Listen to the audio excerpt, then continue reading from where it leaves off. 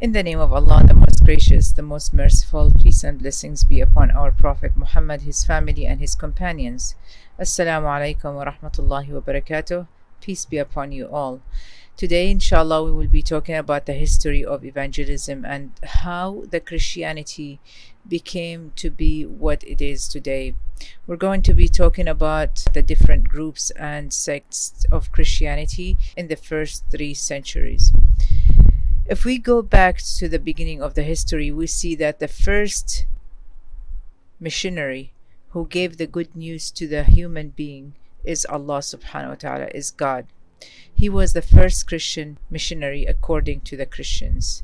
Of course, in our religion as Islam, the first to give the message to the prophets or to the people was Allah subhanahu wa ta'ala, who gave it to Adam alayhi salam.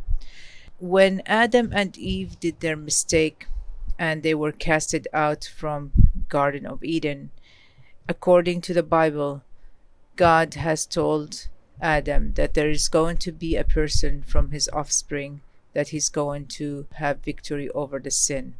And that person was Jesus Christ. Of course, the Bible does not say his name. That's what God prophesied to Adam, peace and blessings be upon him.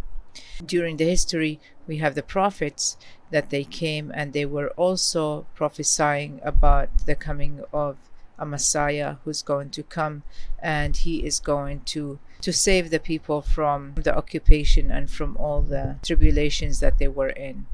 At the time of the prophets, according to the Bible, there was nothing called hellfire and heaven. And so for them, the blessing from God would be like a lot of crops. It will be a lot of blessings of having a lot of offsprings. It will be wealth. This is the blessings that they were looking for, a materialistic of dunya.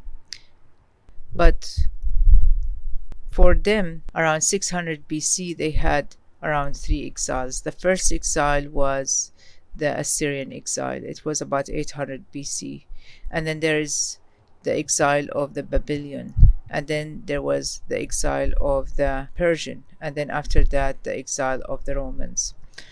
All these exiles that happened, God sent those prophets for the people to tell people to go back and repent.